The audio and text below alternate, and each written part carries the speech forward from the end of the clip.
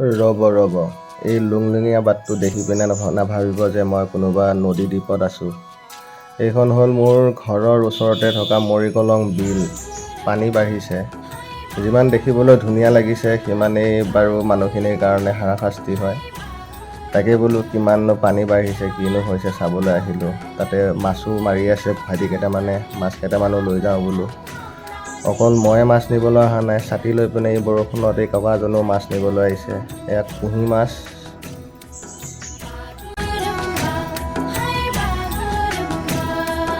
এইফালে ভাইটিজনে মাছ উঠাই আছে। আমি তাতে বুন্দাপৰ দি পিনে ৰৈ আছোঁ মাছখিনিৰ কাৰণে। তাতে আৰু এটা ভাইটি আহি পাইছে, ই ৰ'বলৈ নোৱাৰিলে, কাপোৰ কানি খুলি লগতে পানীত নামিলেই।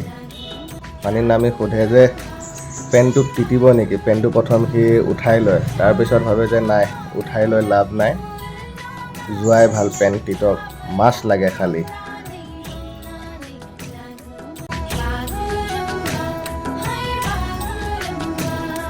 এইদৰে মাছ মাৰিবলৈ মোৰো মন যায়, কিন্তু সাঁতুৰিব নাজানো যেতিয়া পানীৰ প্ৰতি ভয়ানক ভয় এটা আছে মানে।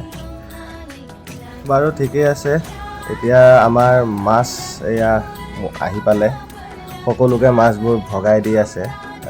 চব কুঁহি মাছেই উঠিছে বাৰু, কিন্তু এইখিনি যদি বজাৰত কিনিবলৈ যোৱা হয় কমেও 150-200 টকা ল'লে হয়। আমাৰ 50 টকাকৈ ল'লে। এতিয়া মাছ পলিথিনত ভৰাওঁ আৰু ঘৰমুৰা হৈ পিনে যাওঁ আৰু।